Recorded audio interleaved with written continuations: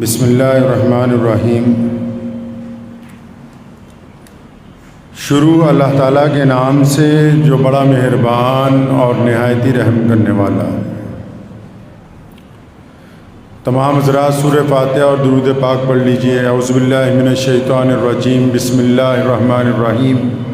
الحمد للہ رب العالمین الرحمن الرحیم مالک یوم الدین، ایاک نعبد وإياك نستعين، إياك نعبد وإياك نستعين، إياك نعبد وإياك نستعين، اهدنا الصراط المستقيم صراط الذين أنعمت عليهم غير المغضوب عليهم ولا الضالين، آمین۔ دروشی پڑھیں تمام حضرات۔ اللہم صلی علی محمد وعلی آل محمد کما صلیت علی ابراہیم وعلی آل ابراہیم انک حمید مجید۔ اللہم بارک علی محمد وعلی آل محمد کما بارکت علی ابراہیم وعلی آل ابراہیم انک حمید مجید۔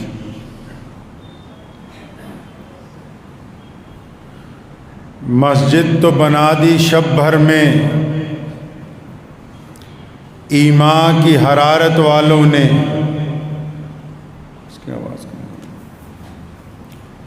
مسجد تو بنا دی شب بھر میں، ایمان کی حرارت والوں نے۔ من اپنا پرانا پاپی ہے، برسوں سے نمازی بن نہ سکے۔ نماز دین کا ایک اہم ستون ہے۔ نماز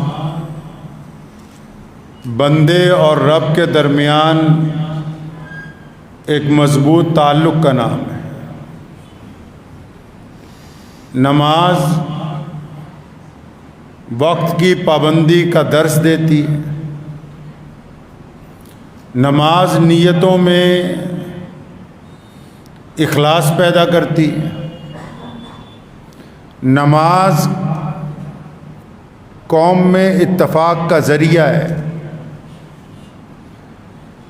نماز اللہ تبارک و تعالیٰ کی مدد حاصل کرنے کا طریقہ ہے۔ نبی اکرم صلی اللہ تعالیٰ علیہ وسلم نے ارشاد فرمایا کہ نماز میری آنکھوں کی ٹھنڈک ہے۔ نماز کی حقیقت کیا ہے؟ نماز کیوں فرض کی گئی؟ نماز پڑھائی کیوں جاتی ہے؟ نماز کس طرح پڑھنی چاہیے؟ نماز کی روحانیت کیا ہے؟ نماز کی بنیاد کیا ہے؟ نماز کی اصلیت، نماز کا وہ طریقہ جو نبی اکرم صلی اللہ علیہ وسلم نے بتایا۔ نماز کا مقصد، نماز پڑھنے کی وجہ۔ اب یہ ساری باتیں مسلمانوں نے چھوڑ دی۔ اب تو بس اتنا پتہ ہے کہ وضو میں کتنے فرائض ہیں، نماز میں کتنے فرائض ہیں، کتنی بار سبحان اللہ پڑھنا ہے، کتنی بار الحمدللہ پڑھنا ہے۔ یہ فروعی مسائل ہیں، فتوے اپنی جگہ درست ہیں، جائز ہے، لیکن نماز پڑھنی کیوں ہے؟ قرآن پاک نے نماز کا ذکر کس انداز سے کیا؟ نمازیوں کو اللہ تعالیٰ نے کن القابات سے نوازا ہے؟ کن خرابیوں کی طرف اللہ تعالیٰ نے توجہ دلوائی نمازیوں کی کہ یہ کام نہ مت کرو تم؟ کیونکہ بدقسمتی سے بھارتی مسلمان اب قرآن نہیں پڑھتے، یہ ناظرہ پڑھتے ہیں صرف۔ اور یہ اتنے عقل مند ہو گئے نعوذ باللہ، یہ کہتے ہیں اگر قرآن پڑھیں گے تو سمجھ نہیں آئے گا جی۔ ہاں بھائی، جب پڑھو گے تو حلوہ بننا بند ہو جائے گا تمہارا، فالتو کے جو چوچلے بازیاں شروع کر رکھی ہیں ان کو خطرہ ہو جائے گا۔ اللہ تعالیٰ نے نمازیوں کے لیے خاشعون کا لقب پسند کیا۔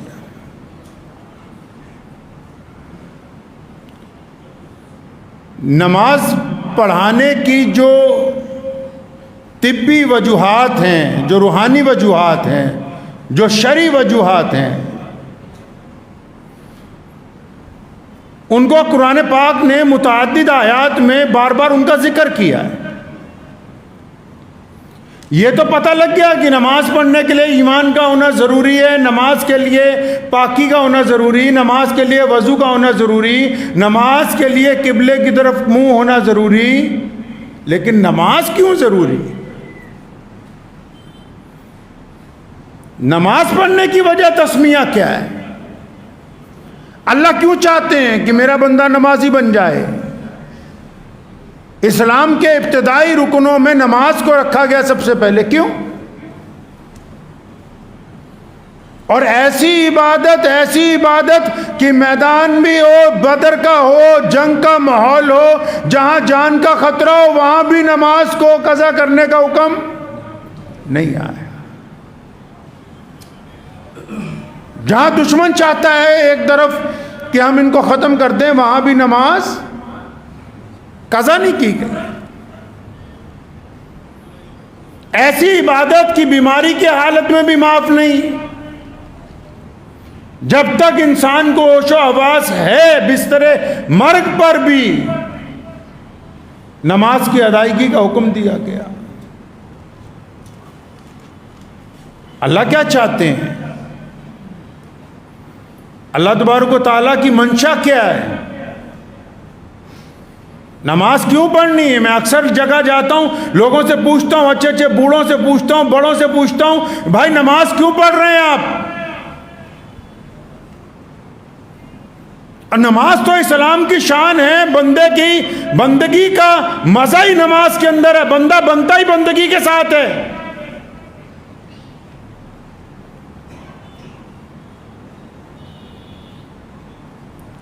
لیکن متعدد وجوہات لوگ بیان کرتے ہیں۔ نماز فرض ہے، ٹھیک ہے فرض ہے۔ نماز اللہ کی رضا کے لیے، ٹھیک ہے اللہ کی رضا کے لیے۔ نماز سنت ہے حضور صلی اللہ علیہ وسلم کی۔ نماز نبی اکرم صلی اللہ علیہ وسلم نے سکھائی ہے ہمیں، مقررہ وقتوں میں فرض کر دی گئی۔ کیوں کر دی گئی؟ کیا اب یہ نہ پوچھو، اب تو بس یہ پوچھو کہ رفعتین میں نماز ہوگی کہ نہیں ہوگی۔ اب تو بس جھگڑا اس بات کا ہے کہ صفیں کس طرح درست ہوں، کس طرح درست نہ ہوں۔ اب ان مسائل پہ جھگڑا ہے کہ جن مسائل میں اتنی رعایت ہے کہ تھوڑا بہت آگے پیچھے ہو جائیں تو تب بھی نماز ہو جاتی ہے، لیکن اب تو گاڑی بس وہیں پہ پھنس گئی۔ لیکن نماز پڑھنی کیوں ہے، فرض کیوں گئی، یہی نماز کی حقیقت کیا ہے، نماز کا منشا کیا ہے، اللہ نمازی سے چاہتے کیا ہیں؟ قرآن پاک نے بڑی خوبصورتی کے ساتھ کہا کہ اللہ تعالیٰ چاہتے ہیں کہ نمازی بندہ متقی بن جائے۔ چھوٹا سا لفظ کہ نمازی کیا بن جائے؟ متقی بن جائے۔ میں پنجابی جی کہاں متقی کینوں کہندے بھئی؟ چنگا بندہ بن جائے۔ کی بن جائے؟ چنگا بن جائے۔ اور خاشعون کا لقب اللہ تعالیٰ نے نمازیوں کے لیے استعمال کیا قرآن پاک میں۔ اگر اس کو بھی پنجابی میں ترجمہ کروں کہ نماز ایدا پڑھو کہ رج جاوے بندہ، دل بھر جائے، اس کا دل نیکیوں سے بھر جائے، متقی بن جائے، دل نیکیوں کے ساتھ بھر جائے اس کا۔ اب پتہ یہ لگا کہ نماز کے جو ضروری فضائل ہیں، وضو جس میں شامل ہے، پاکی جس میں شامل ہے، قبلے کی طرف کھڑے ہونا شامل ہے، وہ تو ضروری ہیں، وہ تو مصلی تک پہنچنے کی جو ضروریات ہیں، وہ تو جانماز تک پہنچنے کی ضرورتیں ہیں، لیکن اللہ اکبر کی نیت سے پہلے دل کا وضو ہونا ضروری ہے۔ اب جن کی نیتیں پاک نہیں ہیں ان کی نماز جو ہے وہ مکمل نہیں۔ فویل للمصلین، خرابی ہے ان نمازیوں کے لیے۔ غیر نمازیوں کی تو ابھی بات ہی نہیں کی، ابھی تو قرآن کہہ رہا ہے کہ ان نمازیوں کے لیے خرابی ہے جو نماز کے اندر بے ایمانی کرتے ہیں، نماز کے اندر خرافات کر رہے ہیں، نماز جن کی درست نہیں ہے، نماز کے اندر چوری کر رہے ہیں۔ ایک صحابی رسول نبی علیہ الصلوۃ والسلام مسجد نبوی میں تشریف فرمائے، وہ آئے، انہوں نے نیت باندھی، نماز پڑھی، نماز پڑھ کے نبی علیہ الصلوۃ والسلام کو جب سلام پیش کیا، فرمایا دوبارہ نماز پڑھ کے آؤ۔ پھر گئے، نماز پڑھی، پھر آئے، رسول اللہ نے پھر کہا دوبارہ پڑھو، دوسری بار پڑھی، پھر آئے، رسول اللہ نے پھر کہا دوبارہ پڑھو، تیسری بار پڑھ کے آئے، رسول اللہ نے پھر کہا چلو واپس، پھر نماز۔ بڑی عاجزی سے عرض کی، یا رسول اللہ مجھے تو آتی نہیں، کس طرح پڑھوں؟ محمد رسول اللہ نے فرمایا اللہ اکبر کہہ کے جب تک قیام میں تسلی نہ ہو جائے دل کو۔ ہمارے ہاں تو 2-3 طرح کے نمازی ہیں نا جی، ہمارے ملک میں 2-3 طرح کے نمازی ہیں۔ ایک تو وہ جو نماز پڑھتے ہی نہیں، عید اور جمعے کی پڑھتے ہیں۔ میرے والد صاحب مرحوم شیر اسلام مولانا حبیب الرحمن لدھیانوی رحمۃ اللہ علیہ کے پاس میں ہمیشہ بیٹھتا تھا، تو ایک صاحب آئے تو کہا حضرت نکاح پڑھوانا آپ سے ہی۔ تو نماز کے لیے بڑے سخت تھے، تو کہنے لگے پیارے تو نماز نہیں پڑھتا؟ فرمایا حضرت نہیں میں تو عید کی عید آپ کے پیچھے ہی پڑھتا ہوں۔ میں عید کی نماز ہمیشہ آپ ہی کے پیچھے پڑھی، کسی اور کے پیچھے پڑھی نہیں آج تک۔ ہمارے یہاں ایک تو وہ طبقہ جو نماز پڑھتا ہی نہیں، اور دوسرا وہ طبقہ ہے جو آدھی پڑھتا ہے، آدھی۔ اب اس میں آدھی وہ نہیں کہ فرض پڑھے سنتیں پڑھی، نہیں، اس میں آدھی وہ ہے جو فجر گھر میں سوتے ہیں، ظہر عصر مغرب مسجدوں میں ہوتے ہیں، عشاء پھر چھوڑ دیتے ہیں۔ آدھی پڑھتے ہیں، آدھی پڑھتے ہی نہیں۔ اور تیسرے وہ چور ڈاکو ہیں جو پڑھتے تو 5 وقت ہی ہیں، لیکن ٹھنگیاں مار کے پھٹافٹ بھاگنے کی کوشش کرتے ہیں۔ جمعے میں بھی آپ دیکھا کریں اکثر مسجدوں میں کئی لوگ سب سے بعد میں جمعہ پڑھنے آئیں گے اور ان کو پہلے باہر نکلنے کی ہوگی کہ بھائی کسی طرح نکل لیں پھٹافٹ۔ اللہ تبارک و تعالیٰ نے انہی نمازیوں کو کہا قرآن پاک میں کہ اپنی نمازوں کو بھلا بیٹھے، ان کو پتہ ہی نہیں نماز پڑھنی کیسے۔ پہلی بات جو یہ کہی گئی کہ اللہ چاہتے ہیں کہ نمازی متقی بن جائے۔ کیا بن جائے جی؟ چنگا بندہ بن جائے، اچھا انسان بن جائے۔ آپ اچھا کس کو کہتے ہیں؟ مسجد کے پردھان کو اچھا کہتے ہیں آپ؟ کہ بڑھیا کوئی اچھے بہترین کپڑے والا بہترین لباس کسی نے پہن رکھا ہو، سر پہ پگڑی باندھ رکھی ہو، اچھی داڑھی رکھی ہو، وہ اچھا ہے؟ آپ نے اچھے کی تشریح کیا کی ہے؟ جس کے پاس گاڑی مہنگی ہو، جوتے مہنگے پہنتا ہو، گھڑی مہنگی پہنتا ہو، آپ اچھا کس کو سمجھتے ہیں جی؟ اچھا بندہ کیسا ہوتا ہے؟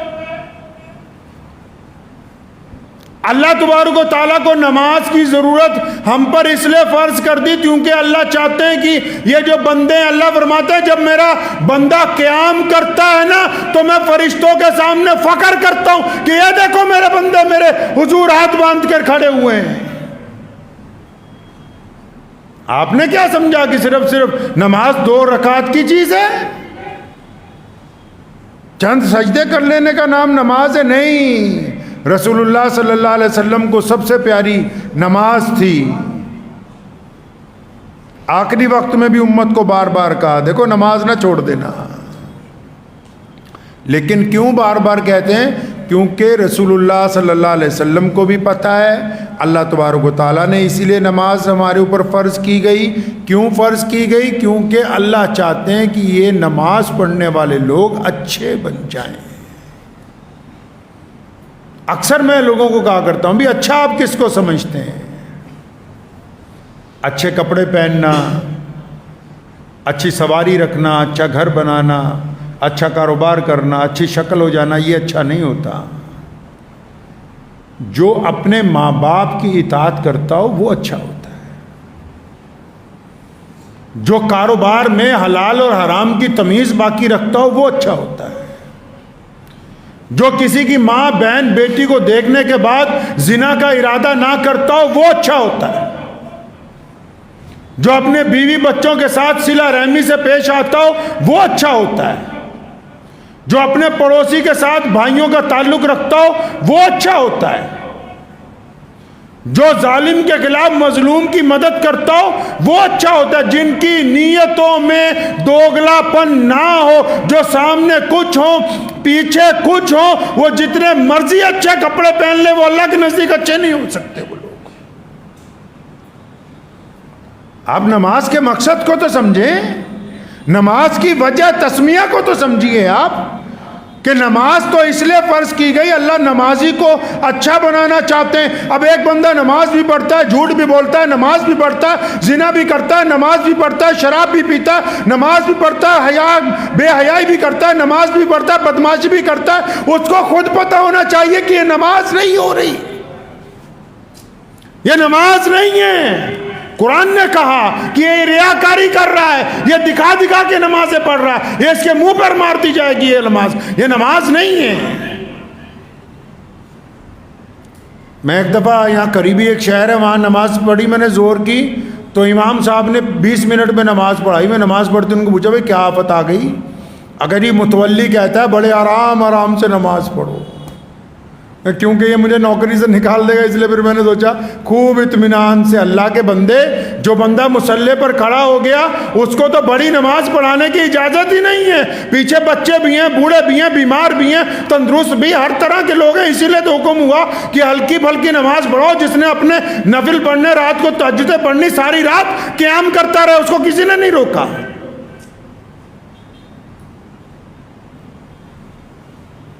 نماز کے ذریعے کسی کو اذیت نہیں دی جا سکتی، تلاوت کے ذریعے کسی کو اذیت نہیں دی جا سکتی.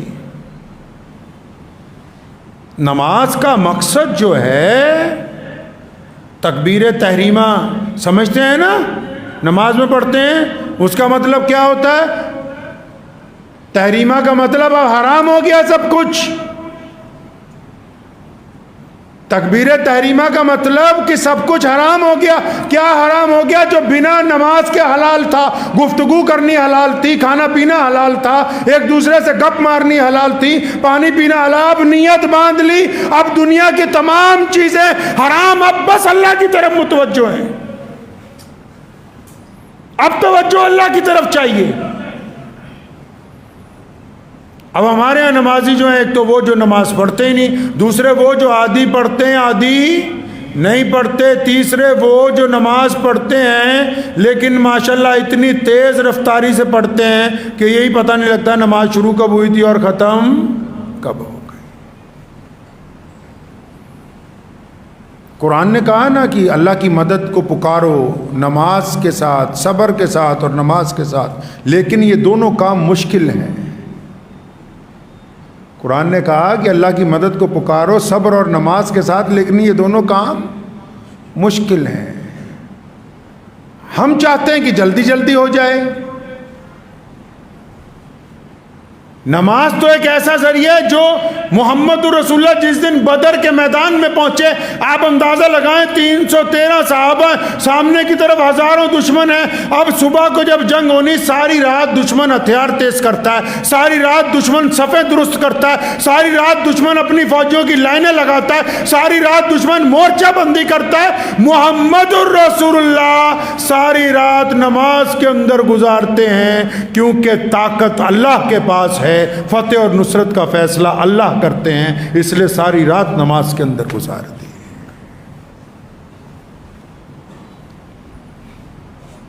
حضرت عمر رضی اللہ تعالیٰ عنہ مسلمانوں کے خلیفہ بنے تو حضرت سعد بن ابی وقاص رضی اللہ تعالیٰ عنہ ملک شام میں فوجوں کے کمانڈر تھے، تو خلیفہ کی طرف سے کوئی نہ کوئی حکم آتا رہتا تھا سرکاری. تو ایک دن قاصد آیا بڑی تیزی سے مدینہ سے حکم لے کے، سعد بن وقاص رضی اللہ تعالیٰ عنہ کے نام. اب انہوں نے سوچا پتہ نہیں کون سا نیا آرڈر آ گیا، ابھی کون سے شہر کی طرف جانا ہے، کیا کرنا ہے. حکم نامہ کھولا تو مسلمانوں کے خلیفہ نے حکم دیا حضرت سعد بن وقاص رضی اللہ تعالیٰ عنہ، فرمایا فوج میں پتہ کر لو کتنے بے نمازی ہیں. مسلمانوں کی اس لشکر میں پتہ کرو بے نمازی کتنے. قاصد سے پوچھا ان کا پتہ کر کے کیا کرنا ہے؟ خلیفہ کرا سب کو نکال دو.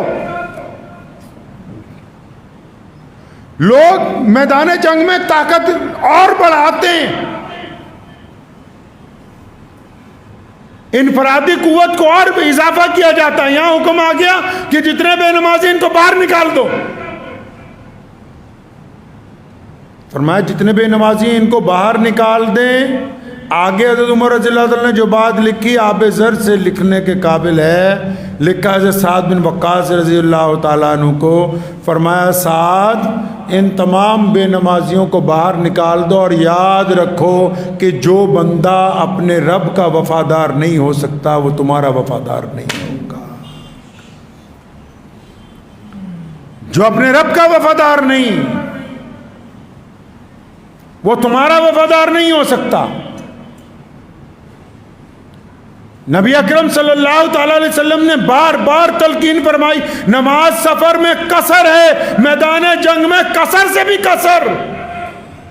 4 کی 2 کر دی سفر میں، میدان میں 2 کی بھی 1 رکعت کر دی، لیکن نماز پڑھنے کا حکم باقی رکھا تاکہ اللہ کی مدد نماز کے ساتھ آتی ہے. لیکن ان نمازیوں کے لیے نہیں ساتھ میں جو ہوئی بزدل، وہ سوچ رہے ہوں کہ صرف بس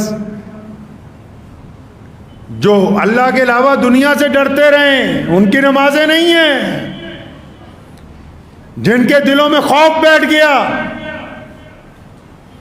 نماز تو اس بات کی علامت ہے کہ میں اپنے رب کی مدد کے ساتھ اب باہر نکلوں گا، اپنے رب کی مدد کے ساتھ اپنے آپ کو گناہوں سے روکوں گا، اللہ کی مدد کے ساتھ اپنی آنکھوں میں شرم و حیا پیدا کروں گا، اللہ کی مدد سے میری زبان دوسروں کو تکلیف نہیں پہنچائے گی، اللہ کی مدد سے اگر کوئی بندہ کسی مظلوم پر ظلم کرے گا تو ظالم کے خلاف سینہ سپر ہو کے کھڑا ہوں گا، اللہ کی مدد کے ساتھ میں غریب لوگوں کا ساتھ دوں گا. نماز اس بات کی علامت ہے کہ نمازی بندہ بے خوف ہوتا ہے، نمازی بزدل نہیں ہوتا. نمازی کے لیے ضروری ہے کہ اس کا کردار یہ کہتا ہو کہ یہ نماز پڑھ رہا ہے. نمازی دھوکہ نہیں دے سکتا، نمازی بے ایمانی نہیں کر سکتا، نمازی ٹھگی نہیں مار سکتا، نمازی زنا نہیں کر سکتا، نمازی کی حلق سے شراب کے قطرے نہیں اتر سکتے.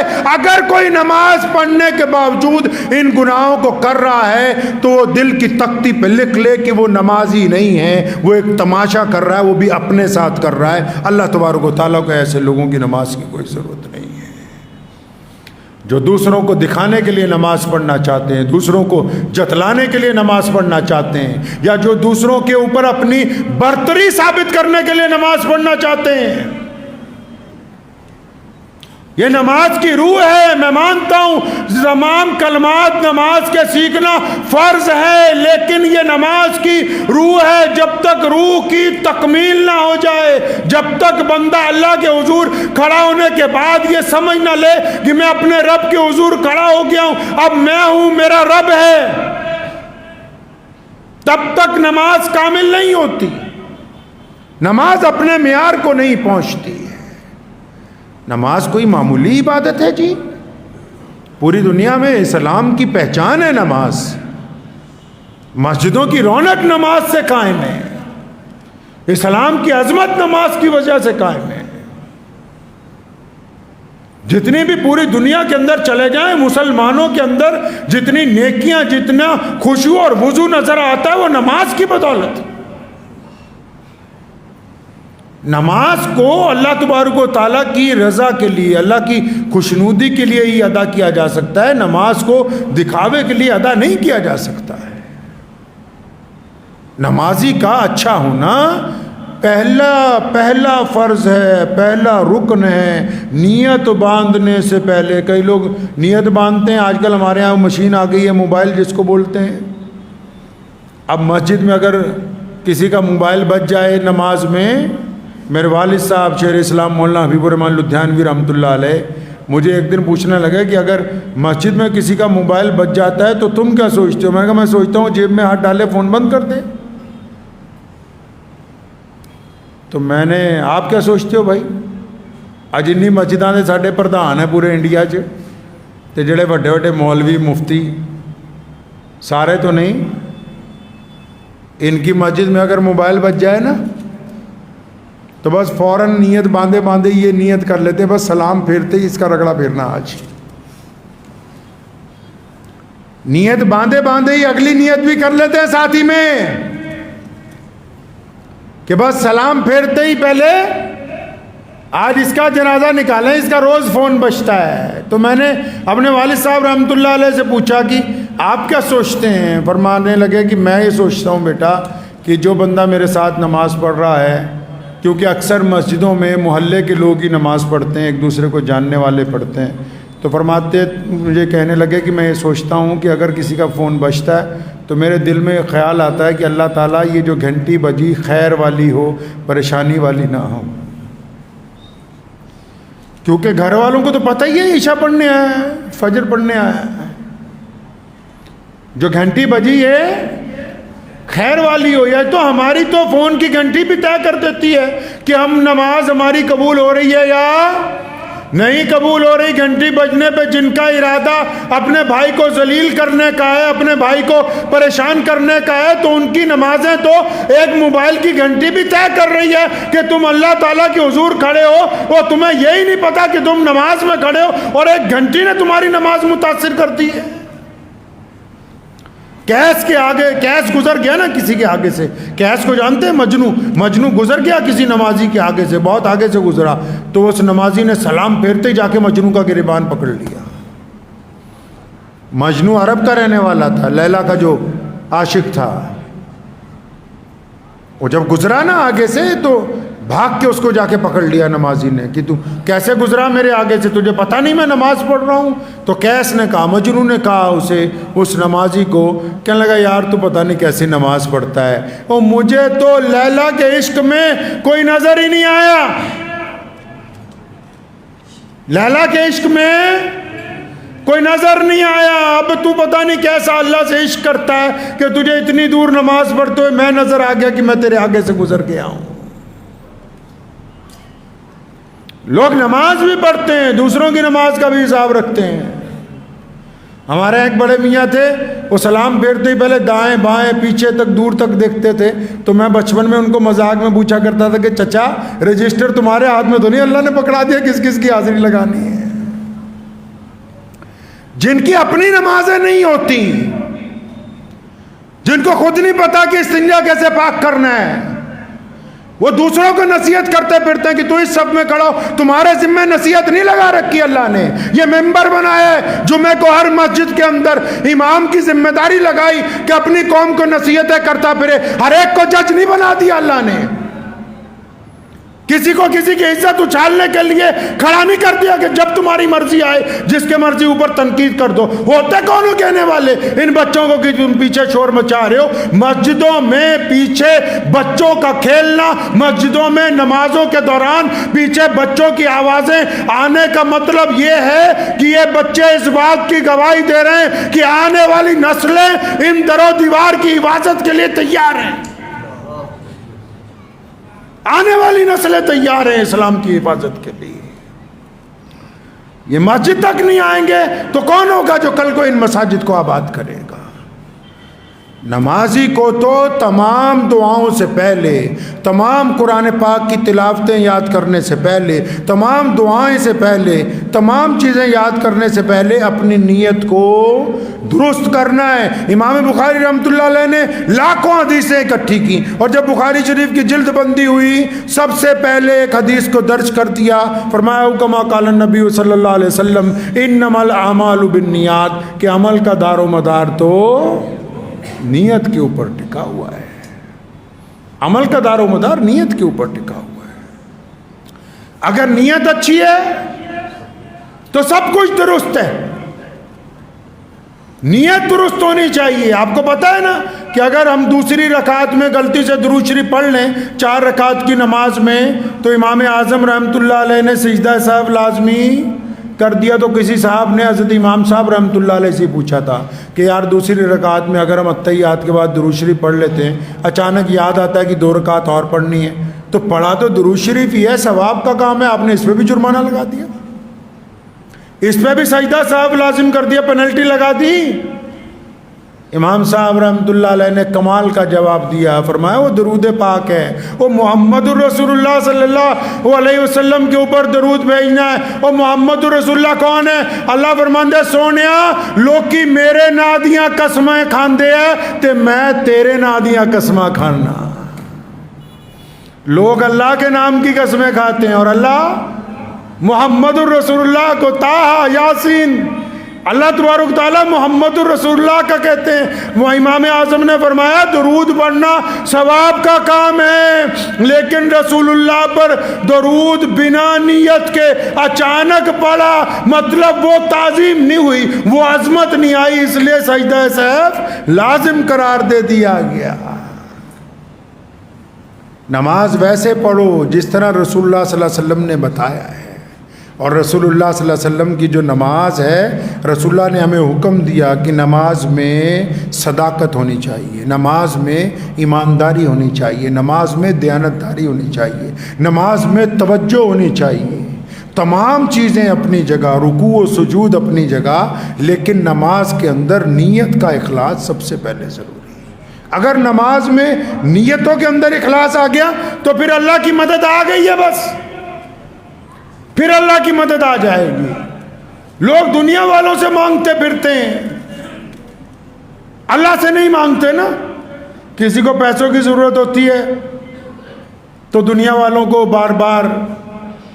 تو اس ضمن میں پچھلے دنوں ایک بات چلی تو میرے ذہن میں ایک بات آئی، تو میں نے کچھ لوگوں کو کہا کہ آپ رقم دیجئے. تو دوسری دفعہ جب میں کہنے لگا پھر میں نے سوچا اللہ اور اس کے رسول صلی اللہ علیہ وسلم کے متعلق اس متعلق کیا کہتے ہیں. تو قربان جاؤں، میں ڈاکٹر اسرار صاحب کا میں بیان سن رہا تھا، فرمانے لگے ایک دفعہ کسی کو مدد کے لیے کہہ دو تو جائز ہے، دوسری دفعہ کہہ دو یاد دلانے کے لیے تو بھی تھوڑا جائز ہے، تیسری دفعہ حرام ہے. تیسری دفعہ مدد کرنے والا تو اللہ ہے، مدد کرنے والی تو اللہ تعالیٰ کی ذات ہے. تیسری دفعہ حرام ہے دنیا داروں کے سامنے ہاتھ پھیلانا. اللہ سے تو مانگ ہی نہیں رہے. جہاں سے بات بننی تھی، جہاں سے اللہ تبارک و تعالیٰ نے گاڑی چلانی تھی، وہاں تو بندہ مانگتا ہی نہیں ہے، اور جہاں سے بات نہیں بننی وہاں بار بار ناک رگڑتا پھرتا ہے. آپ اللہ سے مانگیں اللہ کی صفت قل اللہ احد اللہ الصمد. فرمایا اللہ بے نیاز ہے، اللہ بے نیاز ہے، پھر اللہ وہاں سے رزق دیتے ہیں جہاں سے بندے کا گمان نہیں ہوتا۔ لوگ ساڑھے مولویوں کے پاس جاتے ہیں، بابوں کے پاس، پیروں کے پاس، تعویذ دے دو جی، یہ کر دو جی، وہ کر دو جی۔ میں ان کے اوپر ہنستا ہوں، میں کہ یار پیٹرول پمپ پہ جا کے چینی مانگ رہے ہو، پیٹرول پمپ پہ کہنے لگے نہیں مطلب، میں کہا صحیح دکان پہ جا کے غلط چیز خرید رہے ہو۔ جنرل سٹور پہ جا کے بولو جی گاڑی میں پیٹرول ڈلوانا ہو گیا، پاگل ہو گیا، پمپ پہ ملتا ہے۔ اللہ والوں سے تو یہ پوچھو اللہ کیسے راضی ہوں گے، تم جا کے کہتے ہو کاروبار نہیں چل رہا۔ اللہ سے پوچھو، اللہ والوں سے پوچھو رسول اللہ کی اطاعت کیسے ہوگی، تم جا کے ان کو کہتے ہو بیٹے کی شادی نہیں ہو رہی۔ اللہ والوں سے تو یہ پوچھو کہ ہم اللہ کا قرب کیسے حاصل کر سکتے، تم جا کے تو بیماری نہیں ٹھیک ہو رہی۔ صحیح دکان پہ غلط سامان خریدنے جا رہے، اب آج کل دکاندار بھی ایسے، اگلے کہتے چل گاہک تو آیا، کوئی بات نہیں۔ صحیح دکان پہ جب جا کے صحیح چیز مانگیں گے تو وہ ملے گی۔ اللہ والوں کے پاس جائیں اللہ کی طلب کے لیے، رسول اللہ صلی اللہ علیہ وسلم کی طلب کے لیے، رسول اللہ صلی اللہ علیہ وسلم کی پیروی کے لیے۔ ایسی چیزیں جا کے مانگتے ہو جو وہ دے نہیں سکتے، جن میں وہ بے بس ہیں، اور جو ان کے پاس ہے وہ تم لینا نہیں چاہتے۔